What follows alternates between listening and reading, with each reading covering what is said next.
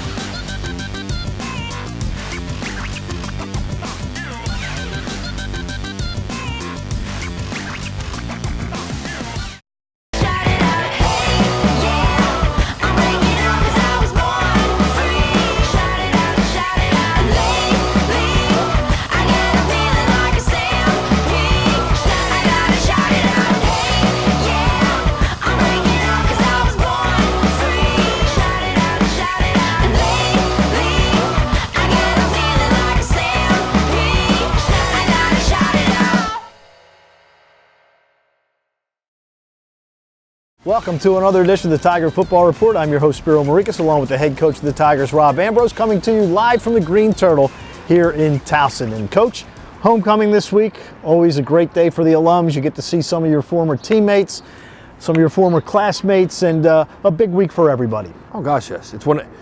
I love homecoming. And just as a football coach, I love homecoming. I have a great appreciation for this one day where football is partly the reason, or at least the center point, of getting as many alums to come back to campus as humanly possible. And every single one that comes back always says, like, man, it's so much different than I went here. It's so much better than when we went here. Like, wow, if I had to do it over again, I would come back here. And I'll say the same thing. Absolutely. For those of you who are coming for the first time in a long time, go around campus. You won't believe what you're seeing. I mean, it is incredible when you think about what was here when you were here and what was here when I was here. So anyway, the Tigers will take on an old foe, Bucknell. The Bison come to town, and Bucknell and Towson used to have some great matchups back in the Patriot League days. How did this game come about? Oh, it's just everybody has holes in their schedule. You know, you plan 3, 4, 5, 7 years in advance, and it just worked out. It's a fiscal responsible move, a Patriot League team that's within driving distance. It's fiscally sound for them, it's fiscally sound for us. They're on the same level, they're a scholarship team. The Patriot League gets an automatic bid to the playoffs. So old rivalries, old games become new again. Now, they have had their problems this year. They got their first victory of the season last week against Colgate, but they're a team that has a wide receiver, Sanders, who is averaging 8 catches a game. Their quarterback has only thrown 3 interceptions through 6 football games. So, I mean, they've got some players that have talent. Well, their head coach is a guy that used to be the offensive coordinator at Lehigh way back in the day. And he's done a really, really good job in a very short period of time. And if you watch them progressively from week 1 to now, they are nowhere near the football team that played in week 1. Week 1, they just look like a bunch of guys running around. They're returning everybody on both sides of the ball. There's no injuries in which you can find from the depth chart. And because of it, those guys are pretty cohesive, and they're getting better every week. And you have a team that, had they lost to Colgate, they would have been coming in and hadn't won all year. They beat the press. The things are not going well. But they've got that win. And getting that first win, I'm sure they're going to have a little extra giddy up in their step. Sure, they played Holy Cross extremely tough. 21-14, almost beat them. And it's been a progression for them. And then beating a Colgate team that was an automatic bid last year. I mean, that's a great, great football team, and they beat them on the road up there. So they're extremely confident coming here. Now for you, the team hasn't won in a while, 3 consecutive losses. What do you have to do to keep everybody motivated? Hey, look, we still got a lot we can accomplish this year. We got everything we can accomplish. There's nothing any different. It's just about response. And we need to get back into doing it how we're supposed to do it, the way we're supposed to do it, and have fun doing it. It's with some of these young guys that have stepped into roles that they weren't solidified in before, instead of being aggressive and going out and just cutting it loose trying to win, they're scared to make a mistake and they're playing not to lose. And they found out that that's not going to work very well.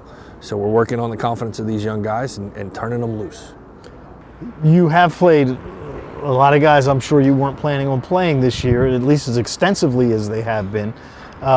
For a player, when he comes into this season and he's young and he knows there are veterans in front of him, they're not expecting to play a whole lot, and now all of a sudden they're thrown into the fire. What goes through their minds? Oh, yeah, it depends on the guy. You know, every kid's a little bit different. Some of them have a stronger grasp of what they're doing schematically than others. depending on how well they planned for it, how deep they were on the depth chart. But the standard line is that you're constantly every day preparing to be the starter, and you never know when your number is going to be called. And our guys have done a pretty good job schematically in knowing what to do. We just need that confidence factor. We need the experience that you get that there's no substitute for other than playing. You look at all those guys and how many snaps that aren't playing or how many points aren't on the field anymore. And these kids are going to be good that are filling those spots, but they got to gain some confidence in doing it. And there's no other confidence to be gained other than preparing and executing. Speaking of confidence, the offense has kind of been bogged down here the last couple of games. Obviously, you're playing Florida, and that had a lot to do with it. But what about them and for them to get their confidence? If you could just put together one 75-yard drive and go boom, boom, boom down the field, does that get the confidence back?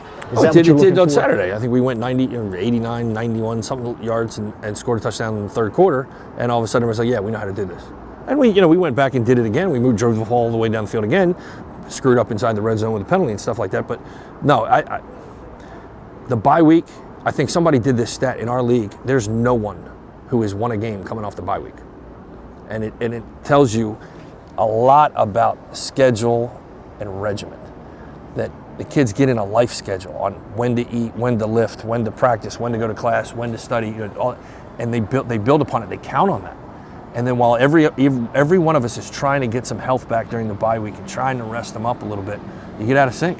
You really do. You get out of sync, and it takes a bit to get back into it. And based on practice today, I'd say, yeah, we're a little bit better in sync. All right, so hopefully the Tigers are in full sync come Saturday afternoon when they take on the Bucknell Bison. Game time 4 o'clock at Johnny Unitas Stadium. Get on out there if you can't. Gordy Combs and I will have it for you on TowsonTigers.com and CBS Sports Radio 1300 starting at 3:45 with the pregame show.